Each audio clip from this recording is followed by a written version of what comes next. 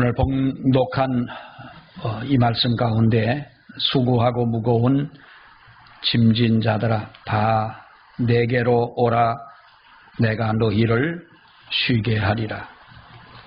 나는 마음이 온유하고 겸손하니 나의 멍에를 메고 내게 배우라 라고 하는 우리 이 말씀을 보면서 너희 마음의 쉼을 얻으라 라고 하는 이 하나님의 은혜가 오늘 저와 여러분 가운데 있기를 주의 이름으로 축원합니다. 여러분들 스스로 생각할 때에 여러분은 강하다고 생각하십니까? 아니면 약한 존재라고 생각을 하십니까? 어떤 사람은 나는 강하다고 말하는 분도 있을 것이고 나는 한없이 약한 사람이다라고 아마도 그렇게 자평하는 분들도 계시리라고 생각을 합니다마는 사람은 겉으로 보기에는 굉장히 강한 것 같은데 그러나 인간의 내면은 어느 누구를 막론하고 나약하기 그지없는 존재가 바로 우리의 인생이라고 생각을 합니다.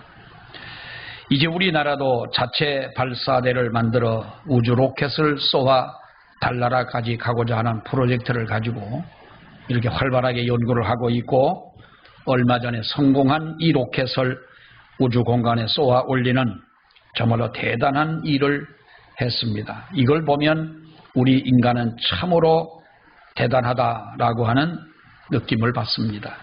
또 수백만 수억 개의 정보를 조그마한 칩에다 저장을 하는 것을 보면 어떤 분이 말한 것처럼 인간의 두뇌는 신에 가깝다 할 만큼 정말로 인간의 그 능력이 대단하다 이렇게 이야기들을 합니다. 과거 1세기 전만 하더라도 우리 이 지구상에 사는 인간의 평균 수명은 40을 겨우 넘을까 말까 했습니다마는 한 세대를 지나면서부터 우리의 인간의 수명은 평균 수명 80까지 끌어올린 것을 봐도 거의 그야말로 창조하신 하나님의 버금가는 거의 그 능력까지 따라가는 정말로 이러한 능력이 아닌가 하고 생각될 정도인 것입니다. 그만큼 인간은 정말로 대단하다라고 생각을 합니다. 그러나 정말 우리의 인간이 그렇게 대단하냐라는 것이죠. 반면에 우리 인간의 나약하고 작은 모습 이것이 바로 우리의 보이지 않는 또 우리 숨겨진 저와 여러분들의 모습이 아닌가 생각을 합니다. 주체하지 못하는 슬픔 앞에서 몸부림치는 사람들을 여러분 생각을 해 보십시오. 무서운 고독한 이 고독 앞에서 정말로 잠을 이루지 못하는 그 나약한 사람들의 모습을 우리는 잘 압니다. 심각한 질병 앞에 하얗게 질려버리는 나약한 인간의 모습도 우리는 보게 되고 또 피할 수 없는 죽음 앞에 지푸라기 같은 존재로 전락해버리는 여러분 그런 인생을 우리가 생각해 볼 때에 우리 사람은 정말로 그지없이 나약하다라고 하는 것입니다. 정말 인간이란 존재는 너무나도 가엾을 정도로 이렇게 나약한 존재들이다. 그래서 주님의 말씀하신 표현대로 뭐라고 말씀을 합니까? 수고하고 무거운 짐진 자들아 라고 우리 예수님은 이렇게 우리에게 말씀을 해 주십니다. 우리 주님이 우리를 보실 때에 이 세상에 오셔서 죄 많은 우리 인간을 보시며 살고자 바둥대는 인간들의 모습을 보시면서 죄책감에 쓰러지고 무거운 짐을 지고 감당하지 못하여 넘어지는 그 인생을 보면서 수고하고 무거운 짐진 자들이다. 이렇게 우리 주님은 한마디로 우리에게 말씀을 해주고 있습니다. 여러분 우리로 생각을 해보면 한 사람 한 사람을 살펴보면 무거운 짐이 없는 사람이 누가 있겠고 그리고 뼈아픈 아픔이 없는 사람이 누가 있겠습니까? 어디 있겠습니까? 또 상처가 없는 사람이 어디가 있겠습니까? 그 어떤 누구에게도 없는 자기만의 상처를 모두는 가지고 살아가고 그리고 어두운 마음을 우리는 굳이 감추면서 이렇게 이 세상을 살아가는 이것이 바로 우리네 인생이 아니냐라는 것이죠. 다시 말씀드리지만은 인간은 그 누구라도 불구하고 우리가 전능하신 하나님, 이 세상을 창조하신 하나님, 그리고 권능의 그 하나님의 손길에 우리를 붙잡아 주지 않는다면 우리가 여러분 한순간도 이 세상을 지탱하며 살아갈 수 있는 능력이 과연 우리에게 있느냐는 겁니다.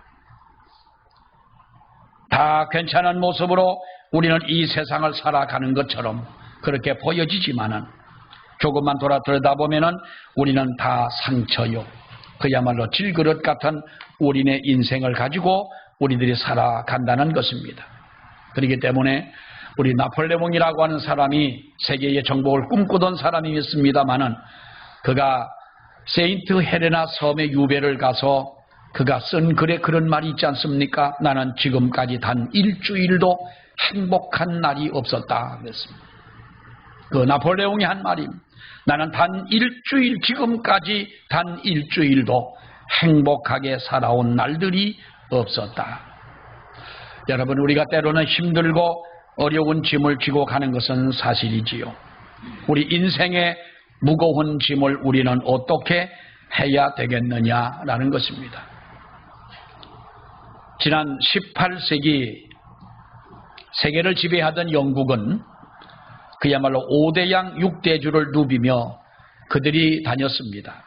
그리고 수없이 많은 배들을 5대양에 띄웠습니다. 많은 배들이 저번에 각 세계를 다니면서 오죽하면 해가 지지 않는 나라라는 이러한 결호를 받으면서 성장했던 그 나라인데, 그러나 적지 않은 배들이 바다에 침몰을 하고 말았습니다. 여러분, 그런 예는 우리나라에도 있지 않습니까? 고려 정자를 싣고 가던 배가 바로 그 신안 앞바다에서 많은 배들이 침몰을 하게 됐는데, 당시에 5대양 6대주를 누비던 영국의 그 배들이 바다에 침몰한 이유가 뭐냐? 가라앉은 큰 이유는 너무 짐을 많이 싣고 가다가 풍랑을 이기지 못하여 배들이 침몰을 했다라고 하는 것입니다. 2014년 4월 달에 전남 진도 앞바다에서 침몰했던 세월호도 그 원인이 무엇입니까? 직접적인 원인이 뭡니까? 그 원인은 많은 화물을 싣고 가다가 한순간 중심을 잃어 침몰하고 마른 사건 아닙니까? 물론 사람들도 많이 타기는 했지만은 그 사람의 숫자가 문제가 아니라 배를 변형을 해서 처음 허가받은 것보다 더 많은 사람이 탈 수 있도록 불법으로 구조를 이렇게 새로 만들었고, 그 배의 지하에는 얼마나 많은 여러분 트럭이며 얼마나 많은 무거운 짐들이 있었습니까? 한순간 무거운 짐을 지고 중심을 잃어버린 것 때문에 아까운 많은 생명들이 희생이 됐습니다마는, 영국이 당시에 이렇게 침몰 사건이 빈번하게 일어나자 사무엘 프림솔이라고 하는 이 사람이 이것을 연구를 해가지고 조사를 하고 영국 국회에 한 개인으로 법안을 제출을 해서 영국 국회가 바로 이 통과시킨 한 법안이 있었습니다. 그 법의 이름이 뭐냐 하면 적재 한계선이라고 하는 것입니다. 일정한 짐을 실은 배가 물 위에 띄어지게 되면 그 배가 물에 닿는 부분에 한 선을 그어 놓았습니다. 여러분, 지금도 우리가 큰 항구를 같은 데 가보면 아무런 짐을 싣지 않은 배는 밑바닥에 가라앉는 곳과 물 위에 떠는 그 한 어떤 경계선이 보이는 것을 여러분 보셨을 겁니다. 이 사람이 줄을 긋고 더 이상 그 이상은 물에 잠기지 않도록 짐을 못 싣게 하는 이 법안, 이것이 바로 적재 한계선이라고 하는 한 법안을 만들었는데, 우리가 이것을 오늘날 많은 사람들이 부르기를 뭐라고 부르냐 하면은 이 프림솔이라고 하는 사람이 이 법안을 제안을 해서 통과시킨 그 법이기 때문에 프림솔 라인이라고 한다고 합니다.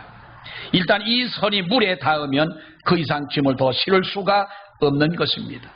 이것은 바로 생명선과 같은 것이기 때문에 더 이상의 짐을 싣지 말라는 것입니다.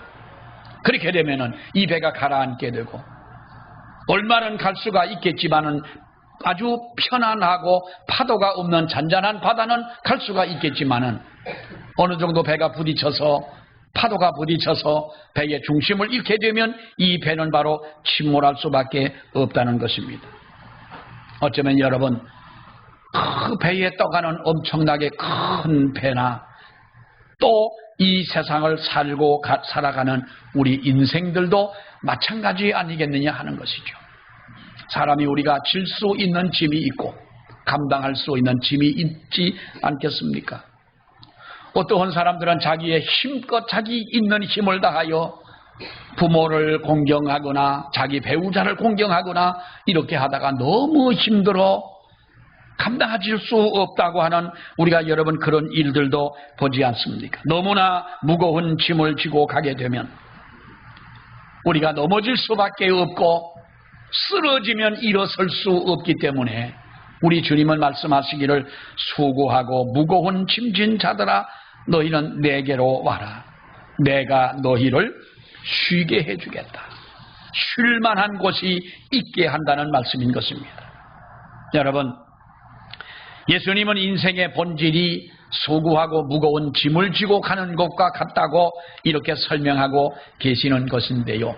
여기서 수고하고라는 수고하고 무거운 짐진 자들아 할 때에 수고라고 하는 말은 원문에 보면은 능동태로 되어져 있고 무거운 짐이라고 하는 말은 수동태로 되어져 있는데 물론 어려운 말이긴 합니다만은 이 능동태라고 하는 것은 바로 사서 고생을 한다고 그러지요. 내가 하지 않아도 될 일들을 인간이 만들어 가지고 고생하는 바로 이것을 수고하는 이라고 할 때에 그 말에 적용을 한 것이고 무거운 짐이라고 하는 것은 바로 어떻게 보면 이 수동태라고 하는 것은 피동적인 고생이라고 하는 것입니다. 우리의 환경, 어쩔 수 없이 피해갈 수 없는 우리의 모든 일들과 사건들 그리고 이 세상에서 만나는 이 모든 것들 우리는 이렇게 수고하고 무거운 짐진 자들아 하는 것은 내가 스스로 짊어지는 짐,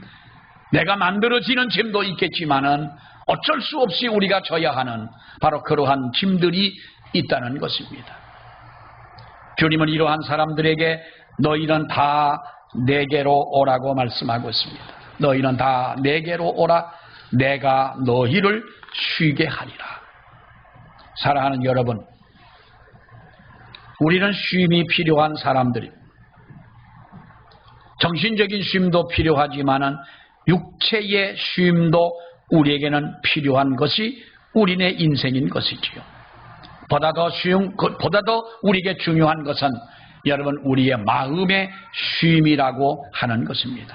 아무리 육신이 편리하다 해도 먹을 것이 많고 입을 것이 많고 넉넉하고 우리가 평생을 살아도 먹고 사는 문제는 걱정이 없는 정말로 이와 같이 우리 육신은 편안하게 산다 할지라도 사랑하는 여러분 마음이 편치 않다면 이것이 과연 우리가 편안한 삶이냐라는 것입니다. 마음이 편안한 것을 원할래?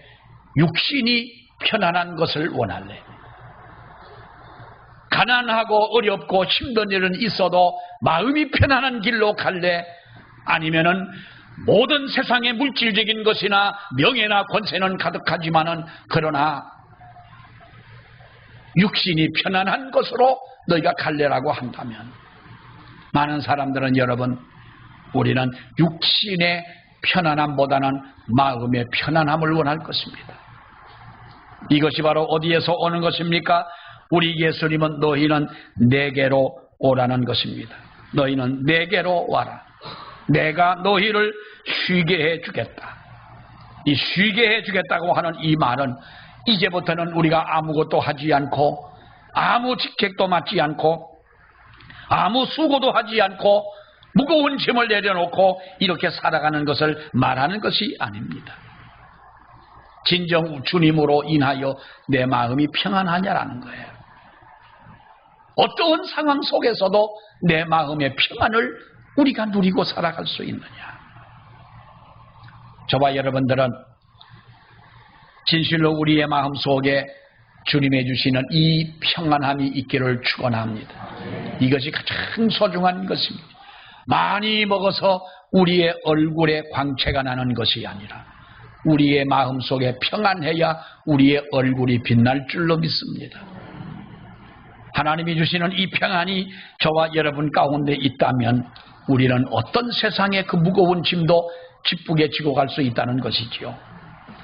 많이 읽히던 책 중에 행복한 멈춤이라는 책이 있는데 이 본래의 제목은 행복한 멈춤이 아니라 능력 있는 멈춤이라는 책인데 우리 그 한글로 우리 그 글로 번역을 했을 때 행복한 멈춤이라 이렇게 제목이 붙었습니다마는 이 저자는 능력 있는 멈춤이라는 이 책을 쓴 저자는 우리가 단 하루에 3분만이라도 멈추어 서서 행복한 것을 생각하고 그 생각이 이루어진 것을 믿고 하나님 앞에 감사할 수 있다면 우리의 인생은 경이적으로 달라질 것이다 라고 말하고 있습니다.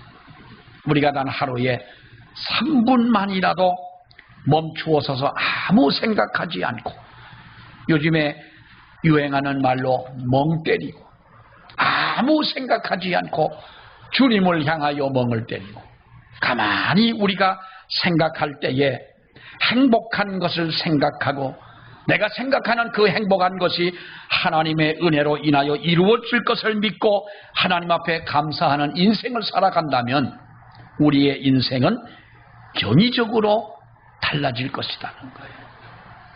이러한 그야말로 능력 있는 멈춤, 하나님의 은혜를 사모하는 멈춤, 이렇게 우리가 하나님의 거룩한 그 은혜를 사모하는 멈춤이 저와 여러분 가운데 있기를 축원합니다. 인도에 우리가 잘 아는 성자라고 불리는 이 선다싱이라고 하는 사람은 아주 어떻게 보면은 그야말로 아주 신기한 삶의 체험을 한 분이지요. 젊었을 때에 이 사람은 어떤 진리를 탐구하려고 매우 그야말로 고민을 하고 세상적인 말로 번민을 했던 사람입니다. 그는 진리를 알아야 인간을 알 수 있고 인간을 알아야 내 자신을 알 수 있고 내 자신을 알아야 내 삶의 의의를 알 수가 있는 것이고 그래야 인생의 고통과 슬픔의 원인을 알게 되고 그리고 죽음이 무엇인지를 알게 된다. 죽음이 무엇인지 알아야 세상을 살아가며 바른 삶이 무엇인지를 알게 될 것이다 라고 생각을 하고 이것을 해결하기 위해 진리를 찾아다녔다는 거예요.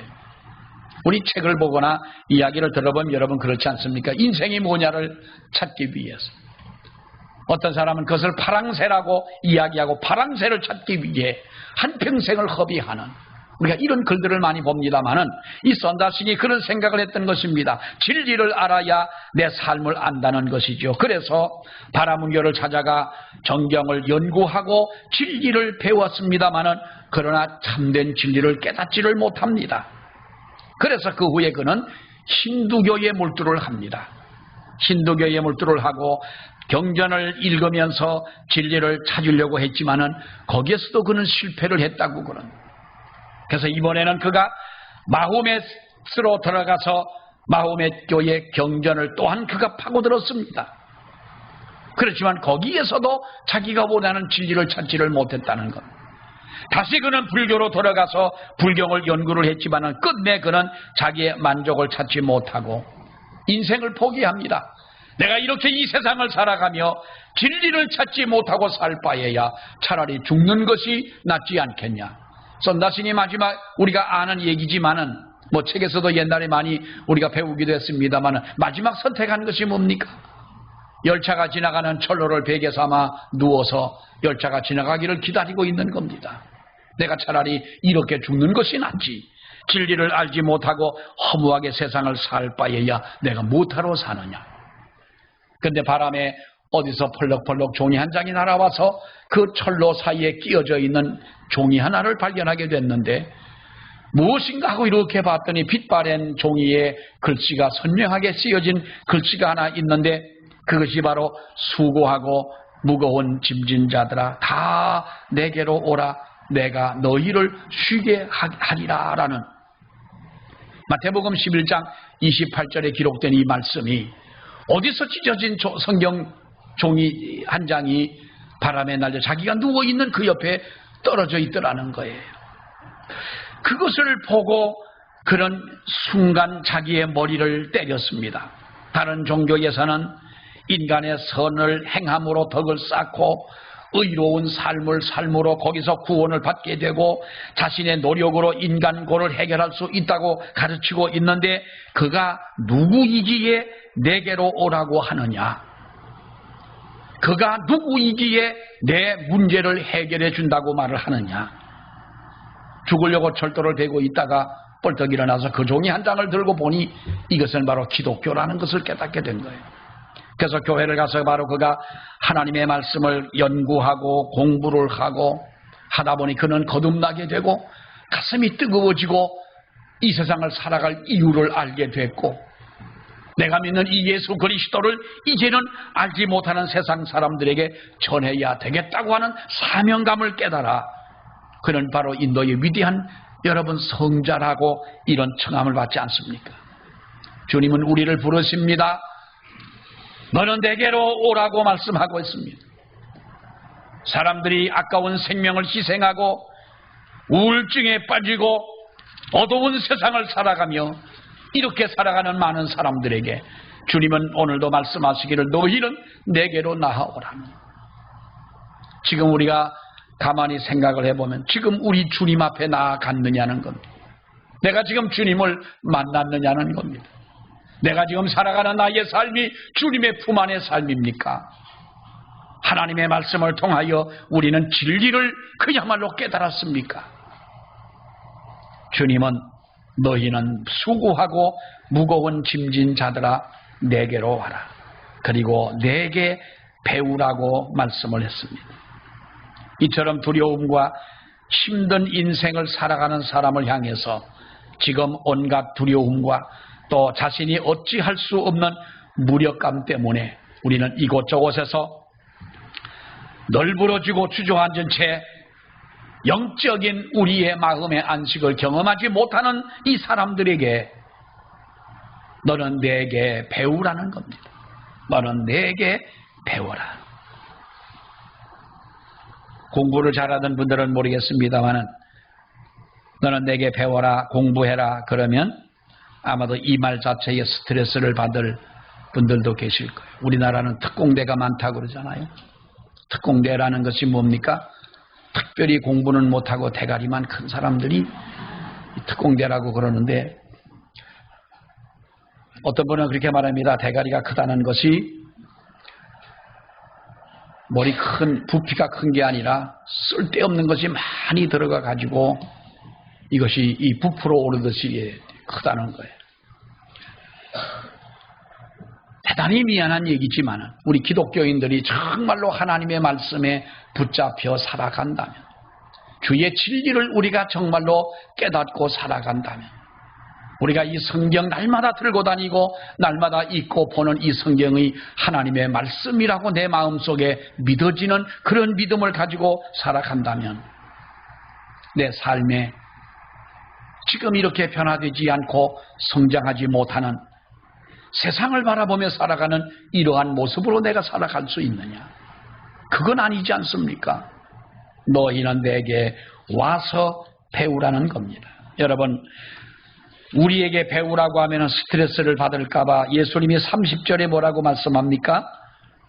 여기는 내 멍에는 쉽고 내 짐은 가벼움이니라 말씀했어요.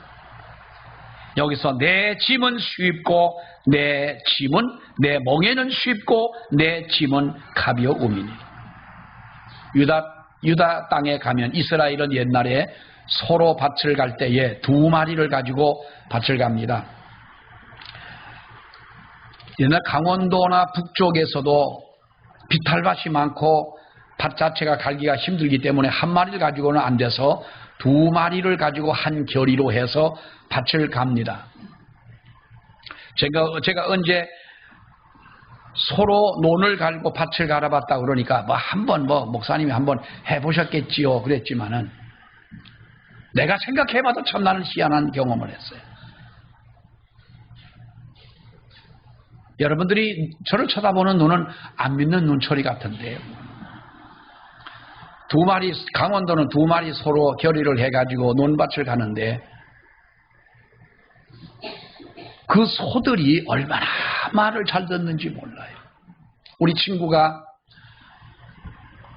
그럽니다. 하루는 오더니 이제 소가 한 마리를 가지고 있는 사람은 다른 집 소하고 같이 짝을 해가지고 1년 동안 같이 그 집에 논도 갈고 우리 논도 갈고 하면서 이제 이렇게 그 짝을 해서 한 결의로 농사를 짓는데 그 친구는 논이 많은 집이에요. 밭도 많고 논 땅도 많아요. 이 소가 여러분 봄에 논을 갈기 시작하고 밭을 갈기 시작하면은요 한여름이 다가도록 큰 논을 갈고 밭을 가는 거 얼마나 소가 힘들겠어요.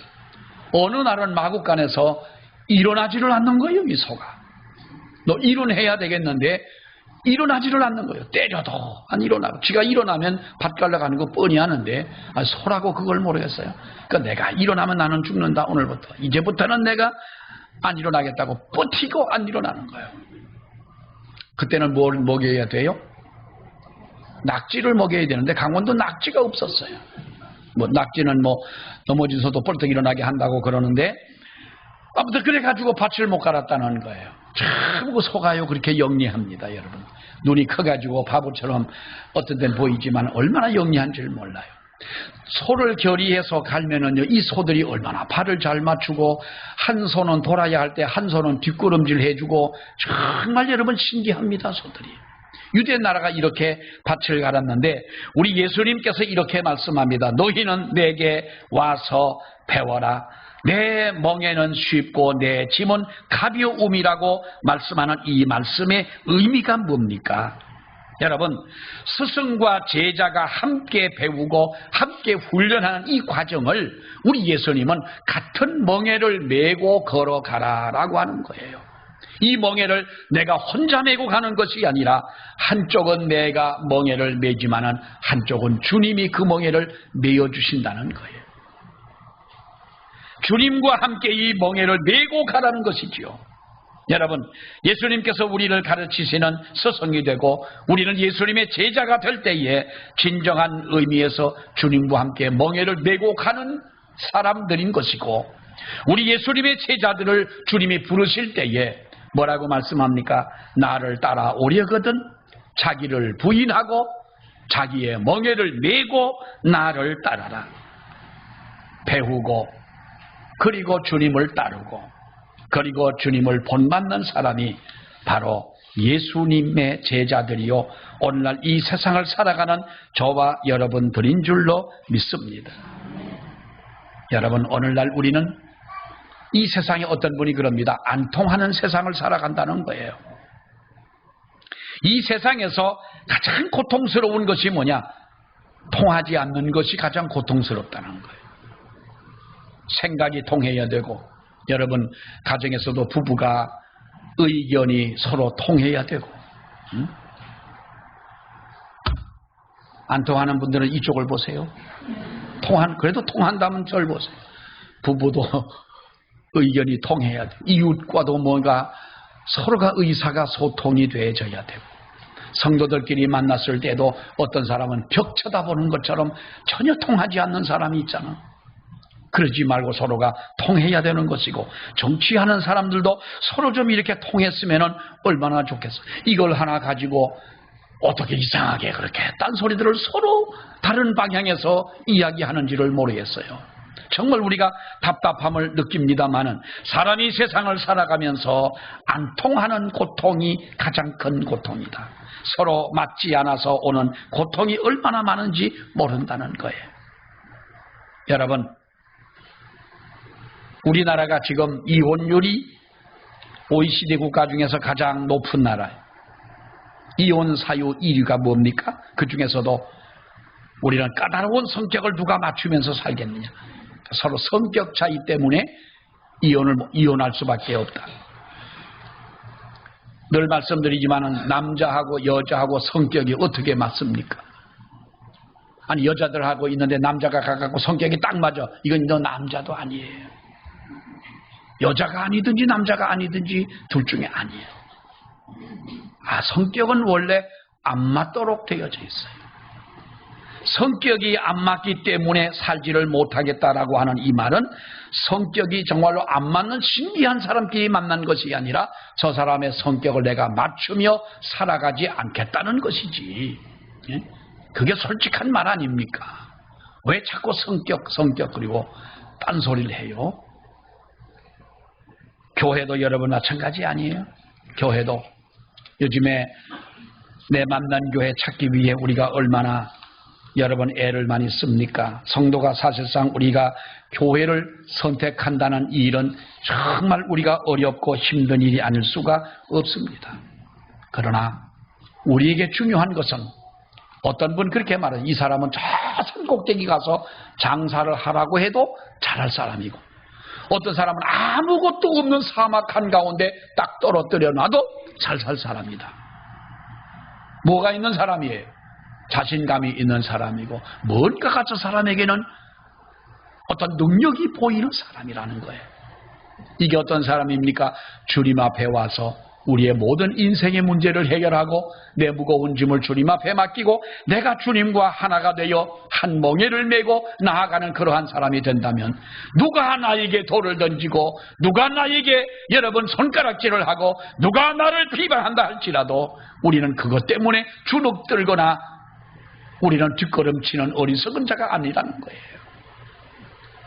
여러분, 오프라 윈프리라고 하는 사람을 잘 아시지요? 모르시는 분은 미국의 흑인 여성이라고만 알고 계시면 됩니다. 유명한 토크쇼의 진행자고요. 이분이 진행하던 그 오프라 윈프리의 쇼는 미국뿐만 아니라 전 세계에 방송이 될 만큼 아주 대단한 여인이었고, 타임지에 보면은 세계에 영향을 끼친 100명 가운데 뽑히기도 한 사람이었고, 이 사람은 세계적으로 기부를 많이 하는 이런 사람인데, 남아공에 몇 년 전에 4천만 달러를 들여가지고 가난한 아이들을 위해서 여자 고등학교를 지었습니다. 오프라 리더십 아카데미라고 하는 고등학교를 지어가지고 그 가난한 아이들을 공부할 수 있도록 세계에 정말로 리더십을 만드는 학교를 만들겠다 해가지고 많은 기부를 했던 사람입니다. 그러나 그 여인의 라이프 스토리를 보게 되면 정말 더욱 놀랍습니다. 그는요, 사생아로 태어났습니다.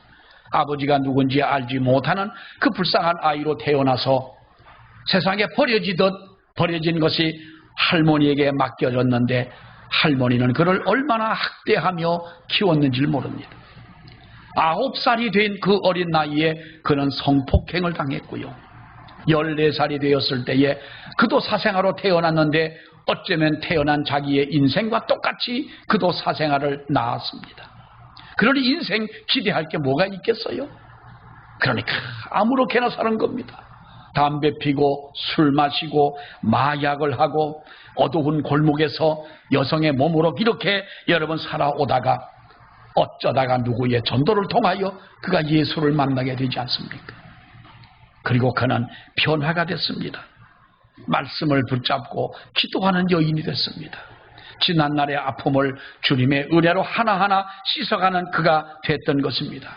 사람들이 그를 조롱을 하고 놀립니다. 당신은 사생아로 태어나지 않았느냐? 당신은 마약도 하지 않았느냐? 어린 나이에 사생아도 낳지 않았느냐? 라고 비난할 때에 그녀는 이렇게 대답을 했습니다. 그렇습니다. 그게 바로 나 오프라 윈프리요. 다른 말 하지 않고 그게 바로 나 오프라 윈프리요. 그러나 내 안에는 예수 그리스도가 계신데 그분은 위대하신 분이요. 그야말로 통쾌할 정도로 멋진 분이십니다. 이것이 그녀의 신앙의 고백인 것이에요. 여러분들에게도 이러한 신앙의 고백이 있기를 축원합니다.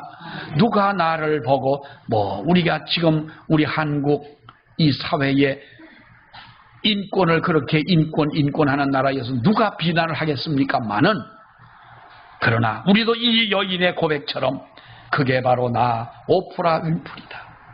그러나 내 속에는 예수 그리스도가 계시고 그분은 위대하신 분이고 통쾌할 정도로 멋진 분을 내가 만났다. 그러면 우리 마음에 진정한 쉼이 있을 줄로 믿습니다. 너희는 내게 와서 무거운 짐을 내려놓고 내가 주는 너희의 평안을 얻으라 할 때에 이제부터 아무것도 안 한다는 말이 아닙니다. 내 내면에서부터 흘러나오는 샘처럼 솟구치는 하나님의 평안, 이 은혜가 우리 주님에게로부터 온다는 이 말씀을 붙잡고 여러분들에게도 이와 같은 하나님의 은혜가 늘 넘치시기를 축원합니다. 기도하겠습니다. 하나님 은혜에 감사합니다. 수고하고 무거운 짐을 지고 때로는 우리가 그 짐에 넘어지고 쓰러지며 다시 일어설 힘이 없을 만큼 하나님의 우리가 고통스러운 시간들도 많이 있지만 주님이 우리를 붙잡아 주셨고 주님이 우리를 일으켜 세우시고 오늘까지 하나님 앞에 승리하게 하신 줄로 아버지여 믿습니다. 자비로우신 하나님, 내게로 오라는 말씀을 저희들이 붙잡고 너희 마음의 쉼을 얻으리라는 주의 말씀을 붙잡고 나아가기를 원하는 우리 모든 성도들에게 한 주간 동안도 승리하는 우리 삶이 되게 해 주시옵소서. 예수님 이름으로 기도하옵나이다. 아멘.